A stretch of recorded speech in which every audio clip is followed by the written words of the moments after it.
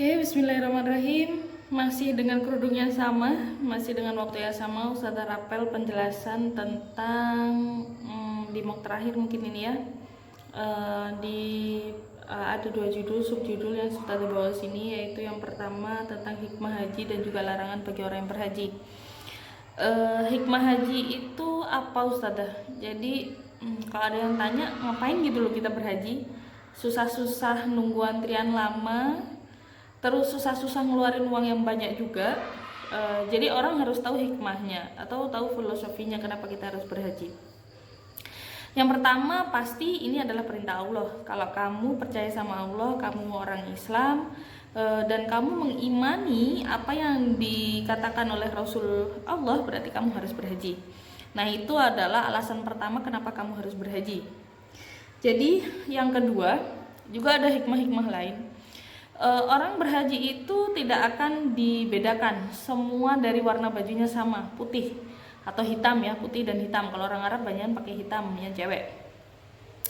Itu menandakan bahwa semua umat muslim di dunia ini sama, mau kamu orang miskin, mau kamu orang kaya, mau kamu penjabat, mau kamu orang biasa-biasa saja, itu derajatnya sama. Allah tidak melihat itu, tapi yang Allah lihat adalah takwamu, imanmu, seberapa dekat, seberapa banyak amalan kebaikanmu. Nah, itu yang Allah lihat.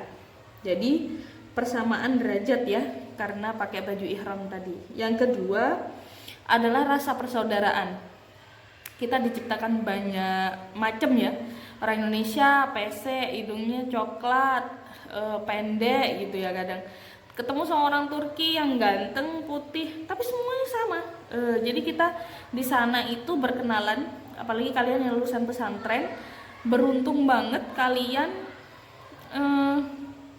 bisa bahasa Arab mungkin.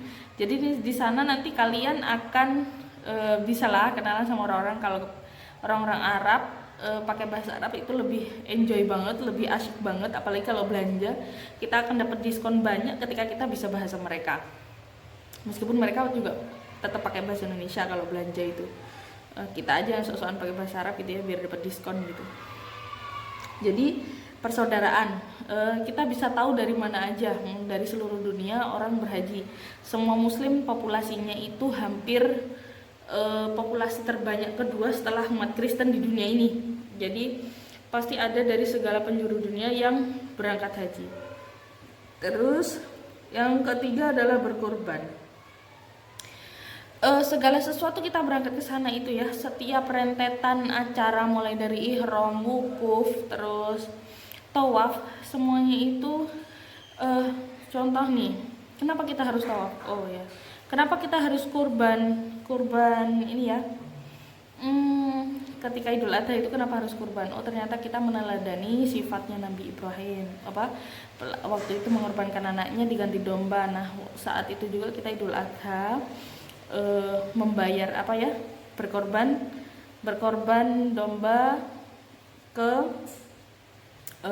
untuk bayar dam itu juga. Jadi ada suatu hikmah atau dari sesuatu kejadian dan proses yang kita lakukan itu. Dan juga untuk biasanya hikmah yang paling bagus menurut kita itu kalau berhaji atau berumrah itu adalah ngecas iman ya, karena sholat di depan Ka'bah itu rasanya memang beda sekali dengan sholat biasa di musola atau di masjid di Indonesia itu. Entah hanya saya atau tapi kebanyakan orang pasti merasakannya. Lebih pintar mencerna Al-Quran juga di sana itu sholatnya. Terus kita jadi lebih dekat istilahnya. Ini kan rumah Allah gitu ya. Jadi kita doa, kita talbiyah, kita sholawat itu benar-benar kerasa banget khusyuknya, mungkin itu yang Ustazah rasakan. Jadi kalian harus benar-benar adalah cita-cita dan aplikasi untuk berangkat ke sana. Itu hikmah haji. Terus selanjutnya larangan berhaji yang terakhir. Oke. Larangannya yang pertama memakai pakaian yang berjahit bagi laki-laki. Tapi kalau pakai sabuk boleh Ustazah? Boleh. Jadi daripada copot gitu ya, karena kan tidak boleh pakai dalaman, biasanya cuma pakai dua lilit itu yang bawah sama atas, yang bagi laki-laki biasanya pakai sabuk. Terus Memakai tutup kepala bagi laki-laki seperti topi tidak boleh ya. Jadi benar-benar harus tidak boleh pakai topi. Jadi harus pelontos, harus langsung rambut gitu. Jadi cuma pakai baju ihram aja. Terus menutup muka dan kedua telapak tangan bagi wanita. Sebenarnya malah nggak boleh pakai cadar ya di sana ya. Larangan orang yang sedang ihram. Terus memakai wangi-wangian bagi laki-laki dan perempuan yang beralkohol tadi ketika ihram loh ya. Terus mencukur dan mencabut rambut yang ada di badan dan kepala sebelum tahallul. Nah, ini adalah larangan berhaji yang harus dipatuhi, yang harus dipahami bahwa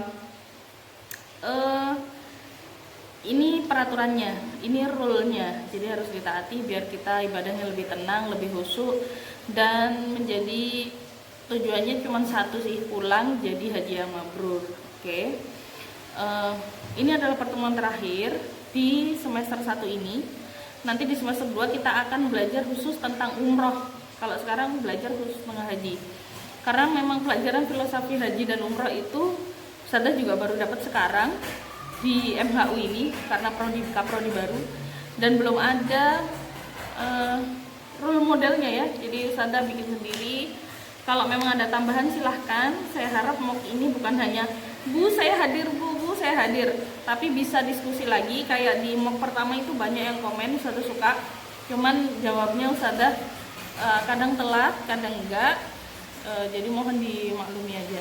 Dan saya minta doa untuk persalinan kali ini, semoga lancar, ibunya sehat, bayinya juga sehat. Terima kasih. Wassalamualaikum warahmatullahi wabarakatuh.